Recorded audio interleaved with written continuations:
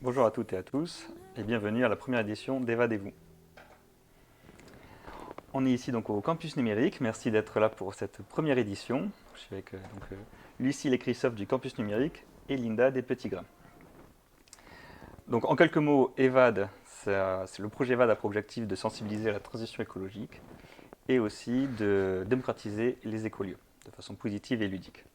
Et donc on a lancé un événement qui s'appelle Evadez-vous et qui commence donc aujourd'hui. Ce soir, donc on fait le lancement, la première édition. Donc il risque d'y avoir des couacs, mais c'est pas grave. On est là pour en profiter. Euh, Alors pause. À ce moment-là, Romain a donné la parole à Lucille, sauf qu'au moment du montage, on s'est rendu compte qu'on avait eu un problème de son. Du coup, nous sommes allés la retrouver et nous lui avons gentiment demandé de nous refaire son passage en voix off. Elle a tout de suite accepté. Merci Lucille et bon visionnage. Donc ici, on est au campus numérique 47 à Agen. On est dans les anciens bâtiments de l'école normale d'institutrice.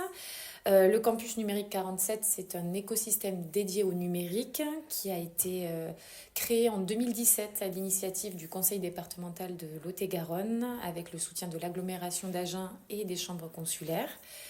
Le campus numérique 47 a une mission qui repose sur 3 piliers, toujours autour du numérique.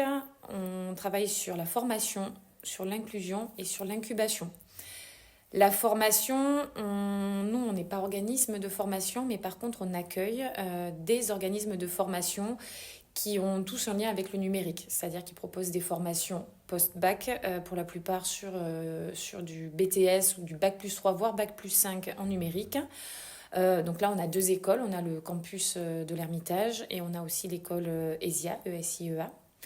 Et on a également le C2RT qui est présent et qui fait plutôt de la formation adulte, reconversion professionnelle, et qui a rapatrié sa formation liée au métier du numérique sur notre campus numérique 47.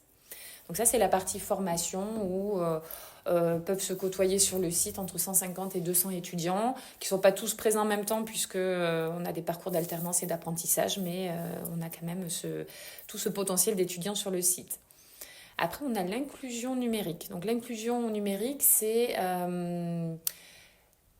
accompagner toutes les personnes qui auraient besoin d'approfondir leurs connaissances ou de les développer ou sur le numérique. Ça veut dire apprendre à gérer sa boîte mail, à apprendre à faire du traitement de texte, apprendre à naviguer sur Internet, à transférer ses photos WhatsApp reçues et les mettre sur l'ordinateur. Et ça, on travaille sous format d'atelier individuel. 1 heure par semaine, on peut recevoir des personnes, des usagers sur la thématique de leur choix en lien avec le numérique, ou alors sur des ateliers collectifs qu'on propose tout au long de l'année où là on peut échanger, on peut discuter, notamment on travaille sur l'intelligence artificielle, un peu démocratiser ce qu'est l'intelligence artificielle sur des ateliers collectifs. On a la chance depuis un peu plus d'1 an de s'être doté d'un Fab Lab, donc un Fab Lab, un atelier de fabrication dans lequel on a de super machines de pointe avec des imprimantes 3D, résine et filaments, de la gravure laser, de quoi imprimer des stickers ou faire du flocage de textile. Et ça, c'est vraiment, nous, un outil de médiation qu'on met à disposition de tous, qui est accessible à tous moyennant une cotisation de 50 € annuelle, où chacun devient créateur et apprend à s'en servir. Et ça, c'est un outil qu'on utilise notamment avec les scolaires, puisqu'on trouve que c'est un outil de médiation pédagogique très intéressant. Et donc ce Fab Lab, on a pu effectivement le monter grâce au soutien de la Fondation Orange.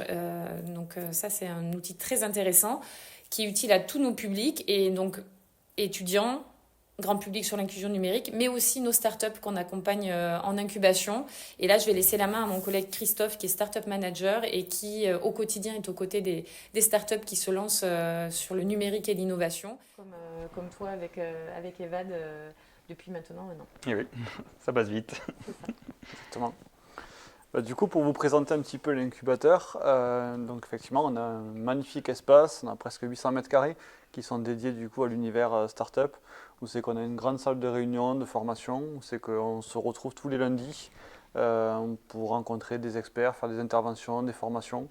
On travaille sur tout l'accompagnement, comment choisir le bon statut juridique, construire son business model, construire son business plan, travailler son prévisionnel. Ensuite, une seconde partie où c'est qu'on va aller chercher plutôt comment transmettre un bon message au bon public, tout ce qui est bâtir sa stratégie de communication, stratégie marketing. Voilà. Et après, une troisième partie où c'est qu'on fait rencontrer la plupart de nos partenaires, prestataires, donc des banques, des mutuelles, qui viennent du coup apporter leur expertise aux porteurs de projets. Pour intégrer du coup cet incubateur, il y a deux portes d'entrée. La première, c'est de candidater directement via le dossier de candidature à télécharger sur le site. Donc les candidatures sont encore en cours, si jamais des gens souhaitent candidater. Ils ont jusqu'au 22 septembre pour candidater. Le lien est directement accessible sur le site. Donc après, s'ils ont besoin de contact, qu'ils me contactent aussi s'ils ont besoin de précision. Et donc l'intérêt du coup du Boost Campus, c'est de pouvoir, durant 2 jours, travailler un maximum sur leur idée. On n'attend pas de niveau de maturité sur ce concours. Il n'y a pas besoin d'avoir créé les statuts, d'avoir un certain chiffre d'affaires. Voilà, une simple idée peut permettre d'intégrer du coup ce concours. Et après, nous, on met à disposition des coachs qui vont venir accompagner les porteurs de projets durant 2 jours. Et tout un panel d'experts en fonction des besoins qui ont été détectés. Donc pour certains, ça sera plutôt un aspect juridique, d'autres un aspect comptable. Certains travaillent l'aspect marketing, commercial. Donc voilà, l'intérêt c'est ça. On organise 4 sessions d'1 heure de rencontres avec les experts. Donc c'est un week-end qui est quand même très intense, assez dense, assez éprouvant aussi parfois, parce que du coup on passe par tout type d'émotions. Entre l'excitation du coup du début, les premiers échanges, je sais que les gens pitchent, présentent leur projet avec l'enthousiasme, des fois certains experts qui, en expliquant entre guillemets un peu la réalité du terrain, ils disent bon ça va être un peu compliqué, donc voilà, des fois des émotions un peu compliquées. Il y en a qui pensent à arrêter du coup sur le vendredi, mais souvent on les incite du coup à venir profiter du samedi. C'est un exercice quand même qui est intéressant de pouvoir pitcher son projet, d'arriver à transmettre un message clair en 3 minutes. Et puis après, mine de rien, ça permet de faire aussi du réseau, parce qu'on a des membres du jury qui sont de notoriété régionale ou au moins locale. Donc ça permet de pouvoir les faire rencontrer. Et puis après, c'est aussi un moment convivial où c'est qu'on passe un bon moment tous ensemble. Voilà, de l'échange entre les porteurs de projets. Souvent, c'est ce qui ressort, c'est souvent ce qui est apprécié. Oui, c'est vrai, pour l'avoir fait l'année dernière. C'est même si on n'est pas sélectionné, on a 2 jours assez intenses avec des experts et ça permet vraiment de faire le point sur son projet, d'aller vers des pistes sur lesquelles on n'est peut-être pas forcément pensé.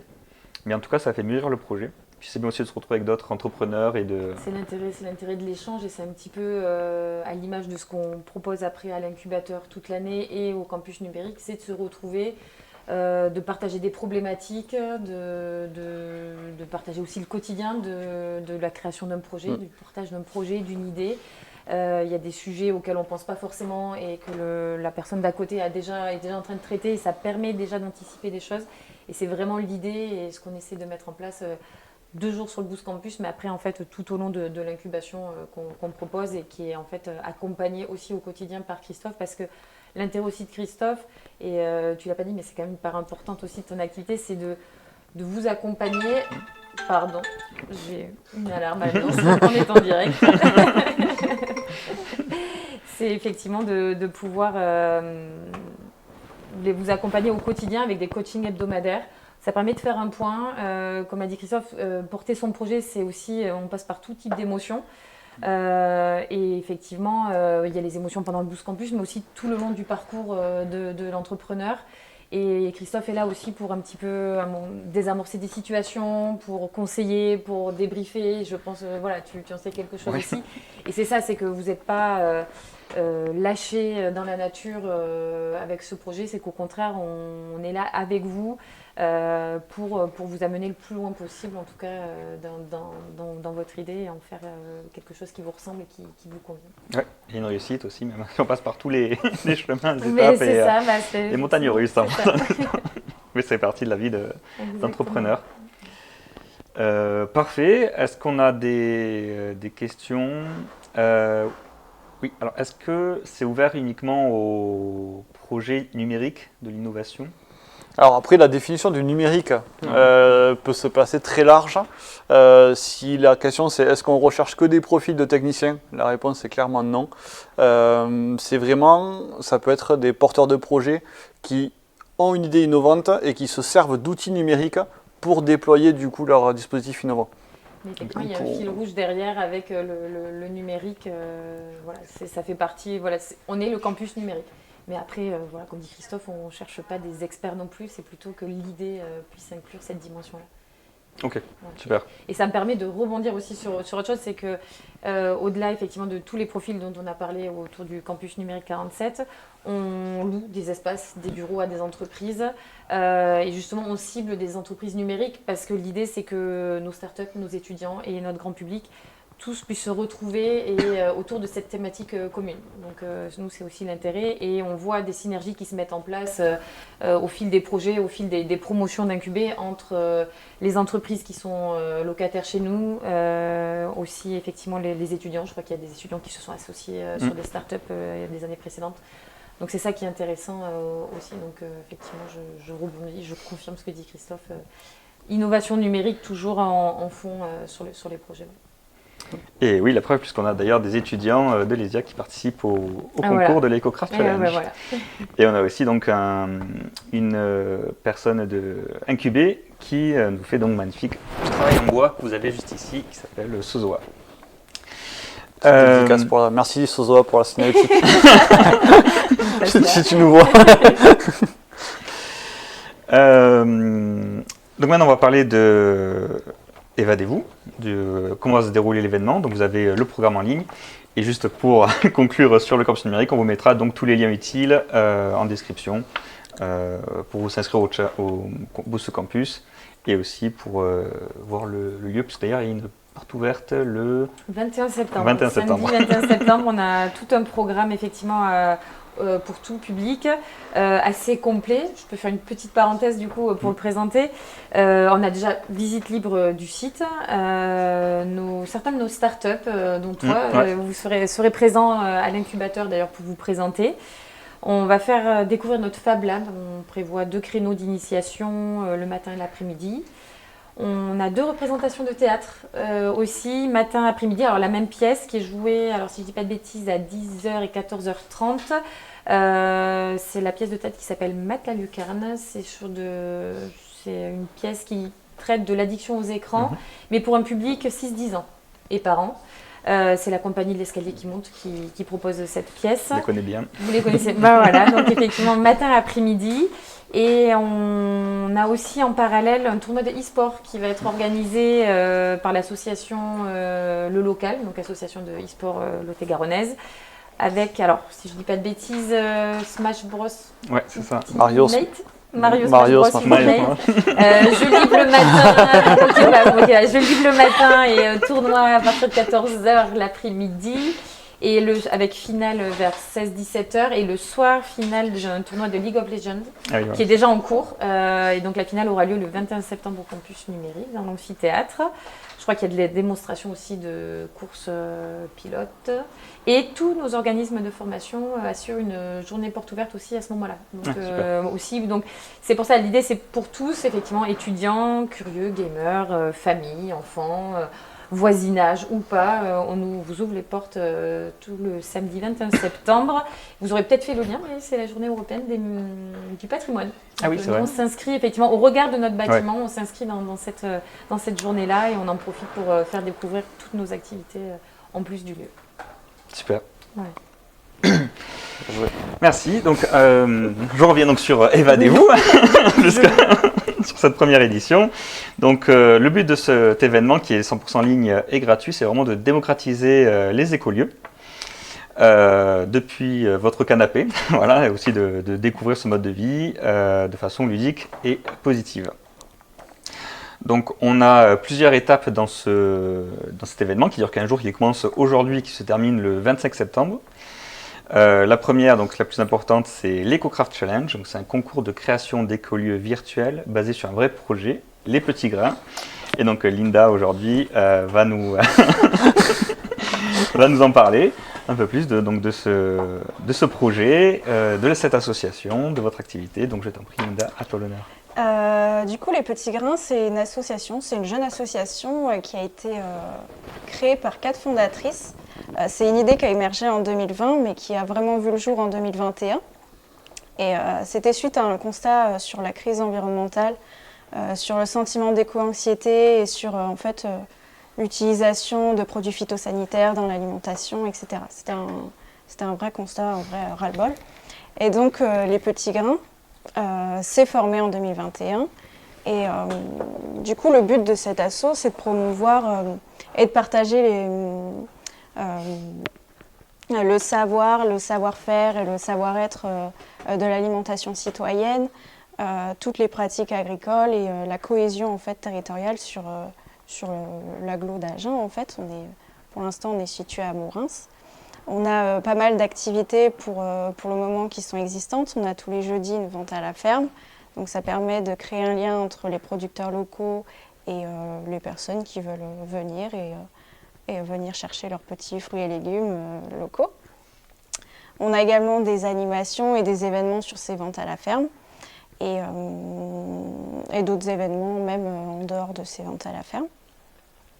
Et donc l'objectif des Petits Grains, c'est d'avoir une grange en grains en fait, et donc de concrétiser tous ces petits événements dans un lieu, dans un tiers-lieu nourricier donc, et de rassembler tous les producteurs locaux, tous les événements, d'avoir un marché en fait réel et concret, avoir un espace de coworking, avoir des événements mais autres que de la vente à la ferme, culturels, sociaux,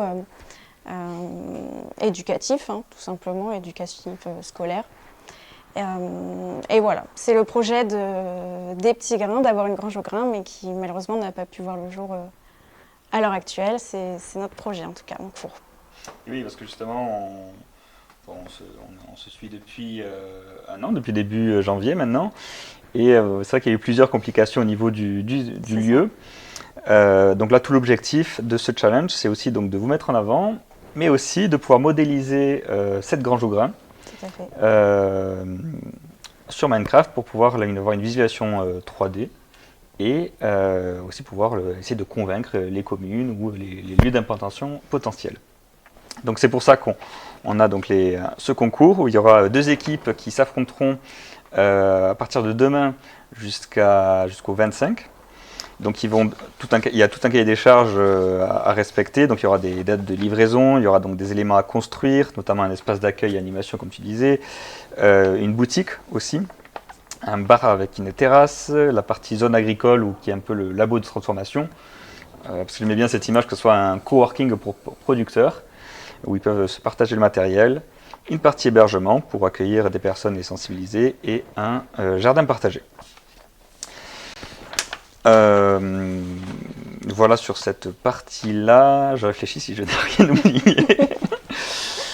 Si jamais ce moyen je compléterai. Et donc pendant ce concours, donc à la fin il y aura un jury qui va déterminer donc l'écolieu gagnant qui correspondra le mieux aux critères selon le cahier des charges et aussi une grille d'évaluation. Et donc il y aura une semaine pour délibérer. Et à la fin, donc, il y aura la remise du trophée fait aussi par Sozoa lors de l'anniversaire. Donc ça sera les 2 ans de l'association EVAD Connect qui se passera aussi ici le 4 octobre à partir de 18h30. Donc, vous pouvez vous inscrire aussi en ligne. Ça sera disponible aussi en live et en replay. Et donc du coup, en cadeau, il y a donc un trophée pour l'équipe gagnante. Donc il y aura un trophée, un NFT. On parle aussi de crypto-monnaie. Il y aura aussi des produits locaux, des petits grains, évidemment, pour les mettre en avant, et un bon d'achat de 100 euros par chaque membre. C'est pas le même montant. On fait ce qu'on veut pour motiver les équipes. C'était la surprise, la douche froide. On s'est trompé d'un 0. Pour chaque membre, voilà, sur des objets reconditionnés. Voilà, plus que écologie toujours, évidemment. Et donc pour animer aussi pendant ces 15 jours de concours, on a mis en place des tables rondes, des let's play aussi pour faire découvrir des jeux en lien avec l'écologie et et aussi des visites virtuelles que l'on mettra tout au long de ces 15 jours. Donc on a, au niveau des tables rondes, on a une table ronde qui est vendredi prochain sur l'éco-anxiété, donc avec Alain Kassam, le psychologue, et qui est aussi le trésorier de l'association. Voilà. La semaine prochaine, il y aura une table ronde sur la gamification avec Aurélien de l'XP School, bien l'alternant et le stagiaire. Après, on a aussi une table ronde au Coworking La Fontaine avec Céline sur les tiers-lieux. Une autre table ronde la semaine d'après sur WOOF France, pour découvrir le woofing. Et enfin, avec la Jeune Chambre économique sur l'engagement citoyen. Donc, vous pouvez retrouver le programme sur notre site internet ou en description. Voilà sur le challenge. Et